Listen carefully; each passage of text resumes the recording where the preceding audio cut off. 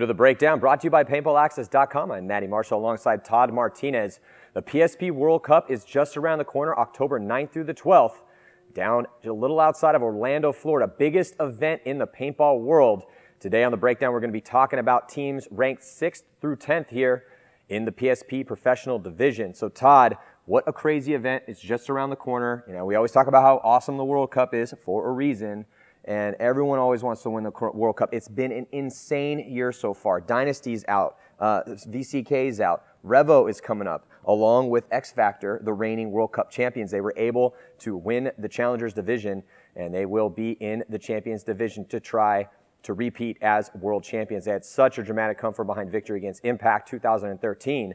So you got to give X Factor a little bit of that favorite status. And speaking of San Antonio X Factor, they are the 6th-ranked team so far this year. And again, like I just said, earning the right to play back in the Champs Division.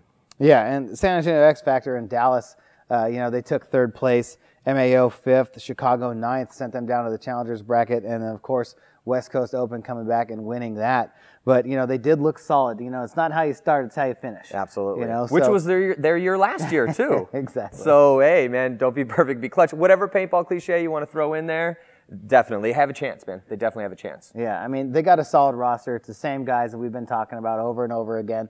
These guys know how to play paintball. They know how to win.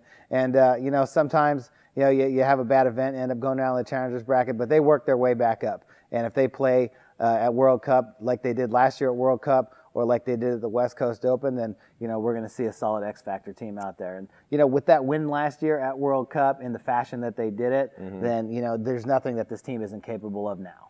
I totally agree. I mean, they didn't have the consistency this year that they really thought they were going to have. I mean, coming off that win, they thought they were going to blaze into 2014 and be a team that was winning tournaments on a more regular basis. But as we've seen, it is so hard in the PSP's Champs and Challengers divisions. So, yeah, they were able to make quick work of the Challengers division when they got bumped down at the last one. But it's really tough. So the fact that, they did take a 3rd in Dallas and then a 5th, so middle of the pack, but not bad. 9th in Chicago, like you said, and then 11th West Coast Open to win the Challengers Division. X Factor's definitely, they've got to be one of the favorites, man. It's the same roster. Yeah, well, I mean, the thing is with X Factor, if you've been paying attention and watching this year, they've been playing a lot of come-from-behind paintball. And all that's telling me is that they're not coming in with a strong focus to start. When you're an upstart team and you want to get out there, you're so hungry for the games to start, for the tournaments to begin, and you start going after people right away. And that's the way X Factor was growing up. That's how they had success coming up through the ranks. And Absolutely. Sometimes, when you end up winning, you feel that success, you think that you can just go out there and play. And I think that X Factor has done that a little bit this year and haven't come out and got really strong starts, because even in Dallas where they took 3rd, there was a lot of come from behind victories, and we talked about that in Dallas because that's how they ended up winning World Cup last year. But, if you want to be a winning team and be consistent, that's not how you play. We know that X Factor is capable of being a strong starting team, and then it's just about finishing your games off smart. So X Factor, what they want to do coming into this next event is make sure that they get off to a hot start, don't put themselves in a hole, and just fight like they can from the beginning. Well, they're in a tough division. Division 1 is Art Chaos, Red Legion, Ironman, and then Houston Heat and San Antonio X Factor. That is definitely a bloodbath division for sure. Division 2 is Impact, Damage, Vicious, 187, and Baltimore Revo. The new team on the block, and what an amazing story that is. Let's touch on that real quick. They're obviously not ranked in the top 10. They only played 2 events, but man, what an amazing story. They came out, they played some crazy paintball at the West Coast Open, and also their divisional teams ended up winning 2. They had 3 teams there. 2 of them won divisional titles at the West Coast Open, and then their main team was able to make it into the Champs Division in a really crazy game and they knocked out Los Angeles Infamous in that semifinal match. Yeah, I mean, that game, you thought the way the Infamous was playing that they were just going to beat them down, and finish the game off. But you got to give it to Revo because they never stopped fighting. They never stopped fighting. They never stopped believing. And, and this is what's possible in the PSP. You come out, and like you have belief in yourself. You believe in the work that you've put in. And even though you're facing a top-tier team like LA Infamous, who won the Dallas Open in the Champions Division, they came out and they just never let up. They fought. And, they were able to beat Infamous and get themselves into the Champions Division for World Cup. Yeah, and, they definitely, it's so tough to tell. I mean, yes, you could say on paper maybe that first division is a little bit harder than the second division, but the way, 187 beat some really good. They beat Art Chaos in the last event. So, you never really know, and especially coming into Cup, because again, when paintball is a game of emotions, and some guys are like X Factor did last year. They played really hot last year after having a subpar year, and then they came and ended up winning the tournament. So you never really know, but Baltimore Revo is definitely getting what they asked for. They wanted a chance to play with the best. They are in it for World Cup, so definitely going to want to tune in to see how they do. And if you want to go for, I'm always a fan of the underdog, so I can't wait to see them play their games, man. I really hope that I hope they bring the game that they brought to the last event. Yeah. I'm sure they will, because they're probably, talk about a team that's going to work hard. Man, if I was Baltimore Revo, I would be grinding so hard to get ready for World Cup, because they have a huge opportunity from. Because if they do well there, sponsorship opportunities could open up for them. It could be a completely different paintball world. So the top 5 players for San Antonio X Factor, Archie Montemayor, and also Baltimore Revo beat San Antonio X Factor in their first game. And that was the only loss that X Factor took. They made pretty much short work of everybody after that, put up some huge scores. But Archie Montemayor is running away with the Top Gun title award this year. I mean, obviously, still one event to go, but he's got a good 9-point lead on Marcelo Margot. So it's going to take Archie, 5 major penalties and him just, getting shut out as far as kills. But he's put up 118 confirmed kills, and that was through 3 events, too, because they were down in the Challengers Division in the last one. So Archie ranked #1 overall out of all the players in the PSP Champs and Challengers divisions. Colt Roberts, 20th. Dimitri Ninos, 31st. 34th of Dixon Yang, 36th for Scott Kemp. A lot of good players on San Antonio X Factor. Deep roster, a lot of experience on that squad. And looking forward to see what they have to bring in that crazy bracket with Chaos, Legion, Ironman, Heat. So let's move on to the 7th-ranked team. It's Houston Heat. And Houston Heat, man, that 2nd place finish definitely helped move them up some notches, because they did not start out the year the way that they wanted to start out the year. They revamped their squad, and in case you're just getting into paintball, man, Houston Heat was a superstar team put together by owner Randy Smith, and Randy went to town. They had the Russians, the 3 best players from Art Chaos were on that team, and he went and he secured the talents of some amazing paintball players. They won 4 out of 10 tournaments the first 2 years in their existence, and then they went and pulled some guys off of Impact. Got Greg Sewers, Tim Montresor, Ryan Moorhead, and they didn't have the year that they wanted to have. Started out a little bad for them. Yeah, I mean, but again, Houston Heat. It takes time. Yeah, and they took second. A lot of the guys that are on Houston Heat, in addition to the players, that were left over from last year's team, they brought some of the guys over that were on Impact last year that had such a high consistency. I mean, these guys have all played together before. Montresor, Moorhead. Monville played with them. Some of them have a long 10-year history going back of playing on different teams together. You bring Sewers in, and he's a monster. So it's like, I mean, Houston Heat definitely has a stacked roster, So it's not like, their players don't have the experience and are not capable of coming out and playing like they did in Chicago. Oh, they could win World Cup, no problem. I mean, they took 8th at the West Coast Open, knocked Dynasty down. And then they did have that. But the way they played in Chicago, if we get another aggressive field layout, which I think we're going to see for the World Cup, you got to give it to Heat, man. I think that they got a decent shot at winning the tournament. Then talk about hungry, and talk about, you talk all the time about being prepared. It's all about being prepared. At the end of the last breakdown, you were, going on your coaching tangent about how important it is to be prepared, and rightfully so. And that's a team that prepares. Yeah, Houston Heat prepares probably more than anybody, except for maybe Impact. I know Impact definitely makes it a point to fly to different teams and make sure that they get, solid practices with a bunch of pro teams. But Houston Heat, they will go 3 days during the week, do just drills, then play a team, and then go 3 days during the week doing just drills, and then go play another pro team. They're off to CXBL as well to go play, the NACS finals out there. So, I mean, they're going to get some more tournaments under their belt. They've also been going to the Millennium Series and playing those in Europe. So this team plays a lot of paintball together. So, I mean, it's actually pretty surprising, the finishes that they've had this year. But, it's all about putting it together. I mean, they prepare. It's all about putting it together when you get to the event. And, I think if they can keep this lineup together, I think it's just a matter of time before they win a tournament. Because paintball is not just about your roster; it's about who plays what position. Mm-hmm. And when you look at it from their back players to their D side front guys to the snake side front guys and their twos, I really think that's a team that has the right elements needed to win a tournament. They just got to go on a run. They need another Chicago-esque run where they took second, but they just matched up against a team that was ready to win a tournament, that was on a little bit more of that curve, on that winning curve. They were kind of a little bit closer to kind of solidifying all of the different elements that you need out there. And I think the Heat is on the trajectory to get to that position. Is it going to be at World Cup? We're just going to have to tune in to find out. But yeah, it makes me kind of wonder, kind of feel that maybe it's that, I could be wrong. I'm just throwing this out there. It seems like they need a real leader on the field. Last year, past 2 years, they've won more tournaments than any team, right? But that first year, 2012, Chad George was just a machine on the snake. He was the best snake player in the league, hands down. Yeah, voted on. Argue with me. Yeah. You know what I mean? Chad George, I think he won the vote at the end of the year for the #1 snake player. He was in there just doing his thing. He's been out this year, but it's been kind of inconsistent. Still a solid player though. And then when you have Konstantin Fedorov on your team, you always have somebody that can get out there and just, get you. I think he had 200 kills last year. It's absolutely ridiculous. With this year's team, they have plenty of players that are capable of it, but somebody needs to step up and be that leader on the field. That is, I'm going out there, I'm going to come out, with my clips empty, my gun smoking, and, I'm going to be dead tired falling off the field. You're going to have to carry me off. Who's that guy? Who is going to be that guy for Houston Heat at World Cup? That's what I want to know.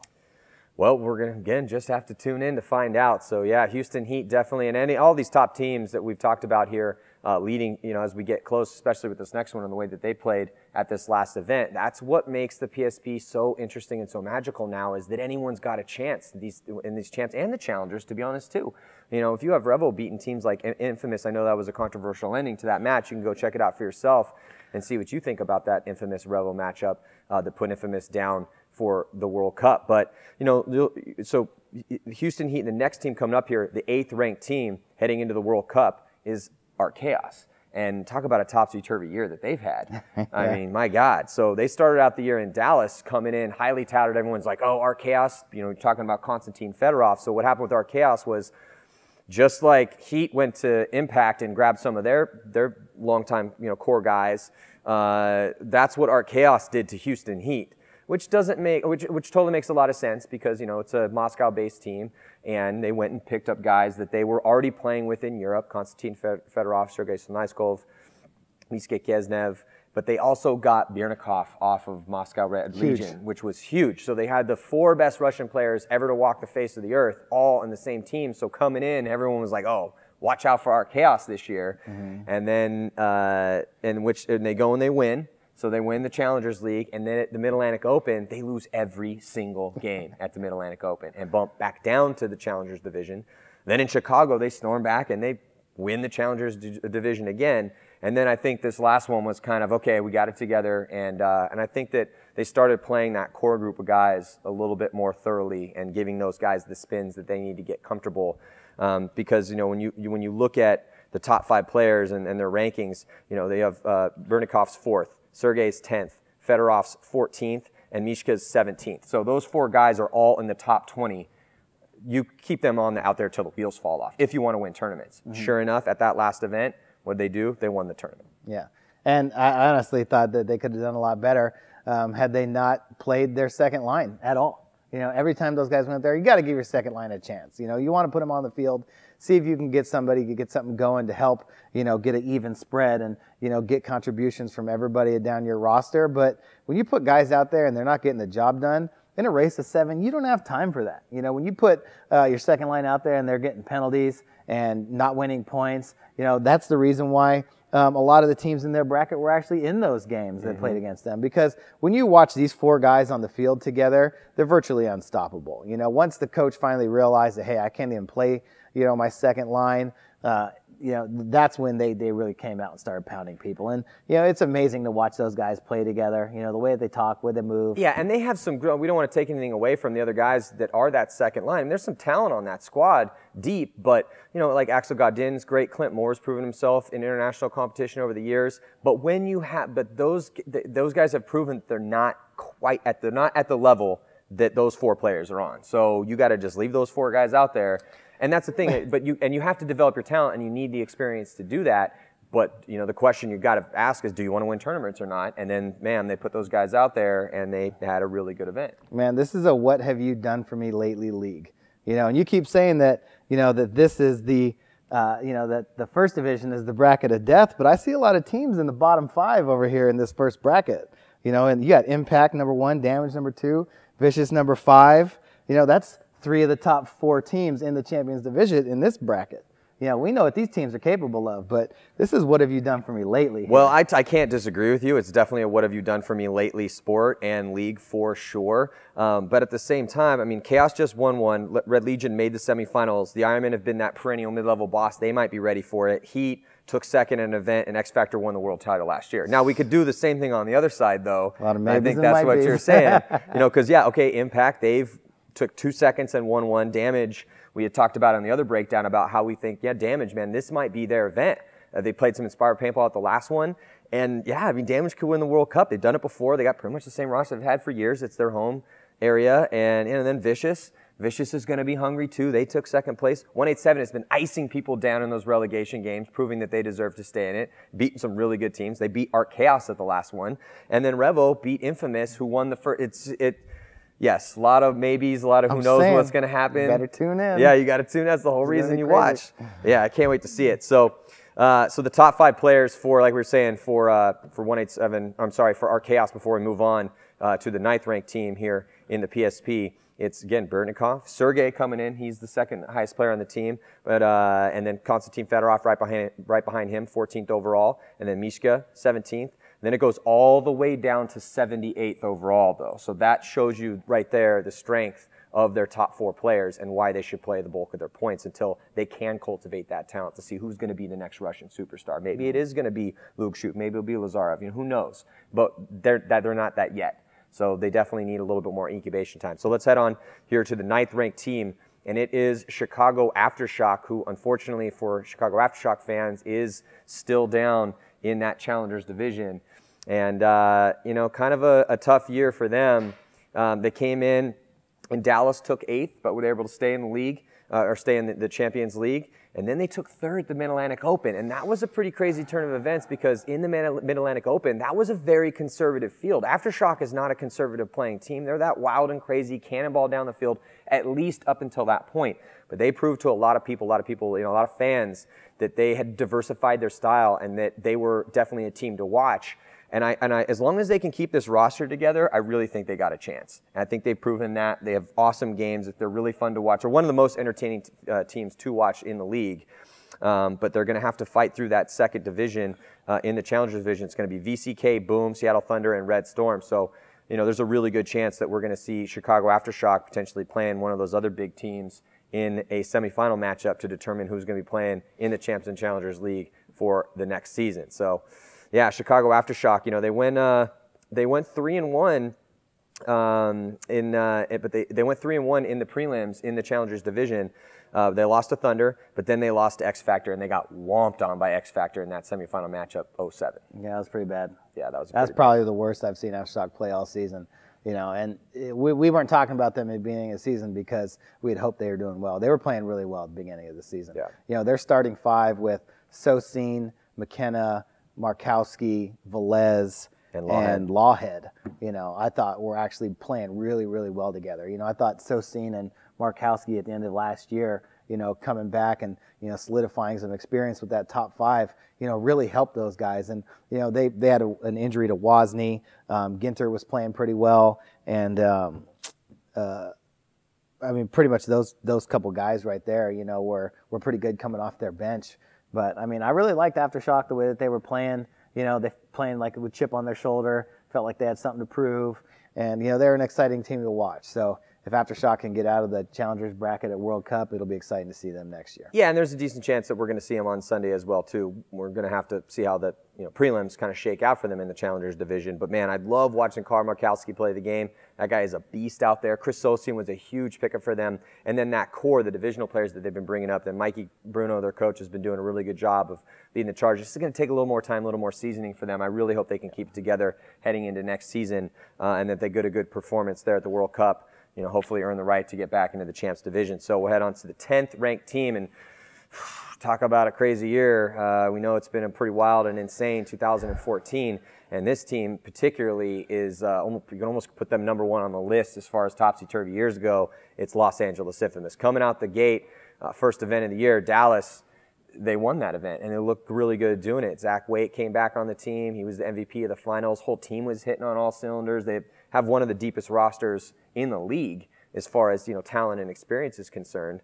But then the rest of the year, man, Todd, they just weren't able to put it together. No, that first place is the reason why we're even talking about them right now. Absolutely. That first place, that's the only reason they're even still in the top 10. The reason why they're still in the top 10. Just hanging on in the top 10. You know, so, I mean, I've spent plenty of time with Infamous. Yeah, you coached Infamous. It's not like this team is not capable of winning events. They won an event in the Champions Division. They didn't win the Challengers Division. They won the Champions Division in the first event, and that was a tough event. You played them in the finals at that event. Yeah, and that was a close game, too. Yeah. You know, like, those dudes, that's not a team that anybody in the Challengers Division right now is excited to face. Yeah. You know, so, I mean, we know what Infamous is capable of. A lot of top-tier players on that team, a lot of experience. Nicky Cuba did have an injury last event, kind of limited his playing time, but, you know, he's been really solid for them, you know, since he's been on the team. Damian Ryan was a 200-kill guy last year. You know, I feel like, honestly, with them, I feel like they just need to come together, you know, like they did at the beginning of the year. You know, whatever happened between Sunday night or Monday morning in Dallas, you know, after that, you know, who knows? But, I mean, they were out there grinding at the beginning of the season before Dallas. I think they're still grinding, though, man. They play a lot of paintball. I think with that team, and I don't know, you could probably tell me better than most because you spent a lot of time with a lot of guys on that team, but I've spent a lot of time with a lot of those guys, too, play with some of them. And I think that they're such a mental team that they need to try to, somehow, some way, they need to get a little, you know, the Russian, you go in the Russian pit and they're just calm and composed, and some people are like, well, I need to play with emotion. I was one of those guys, you were one of those guys. But at the same time, I think they need to get a little, that's the biggest thing they need to work on is composure, and because they're just so inconsistent. I think you hit the nail on the head, you know. They have been out there practicing, you know, they have been out there grinding. But I believe it's all mental for them. You know, it really is. You know, they've been out there doing their thing, and, you know, it's just, I feel like they need to get it together as a team, you know, and just refocus on, you know, why they're there, you know, why they're spending all this time out there practicing, and, you know, and really just dig deep again and be like, who are we? You know, what are we doing here? Well, and another tough thing when you're a team with highly coveted players on your roster, and I know those guys are pretty hardcore Infamous and they believe in that team because they've had such a good bond, they travel a lot together and they spend a lot of time together, as every team does. But I think that a lot of the guys on that team kind of vibe with each other very much. They're of kind of this similar type of mind, which is why they do play hot and cold. But the thing is they need a really good performance at World Cup to really give them a boost heading into the offseason. Last year's offseason was pretty crazy with, you know, teams going to other, you know, players jumping from one team to another. Every offseason is a, you know, kind of like that. Some a little bit more, has more player moves than others. But with a team with this many coveted players on it, I know some of those guys work for Empire and they're, you know, they have jobs that, you know, kind of take care of them so they can play the game at this level. But they need a really good performance at World Cup. It's been a really dastardly, you know, turn of events for them during the middle part of the year. 9th at MAO, which sent them down to the Challengers Division. 13th at Chicago, they couldn't get back up. And then 14th at the West Coast Open, which, you know, was the last thing that they wanted to see after that first place finish in the beginning of the year, which is a little bit of redemption, but not at all. Like you kind of, well, I was going to say it is a little bit because you could say, hey, we still won an event this year. And they did, but this is a very much, what have you done for me lately? And now that was 4 events ago. Dallas seems a long time ago. Yeah, so what is Infamous going to bring to the World Cup? They need to have a good performance there to assure a good offseason for them. So yeah, the World Cup's going to be awesome. I can't wait to see it. Again, it's coming at you October 9th through the 12th. On Paintball Access. And thank you guys so much for supporting our efforts here. We're trying to do all we can to provide the best show possible for the game, for the players. And, you know, just, you know, we have such an amazing sport. It gives you so many different things. It's such a trial. It's so fun. And it's a difficult yet fulfilling thing to do. So we're trying to, you know, take it to the next level. Please continue to help us on that quest. And you can definitely help us out by, you know, spreading the word about the World Cup. Again, October 9th through the 12th, the best paintball players and best teams in the world, the biggest event in the world, as the final event, 2014 season, PSP season, is going to be going down in Florida. I'm Matty Marshall, Todd Martinez, to all of our sponsors, thank you very much, and we'll see you guys in a little bit.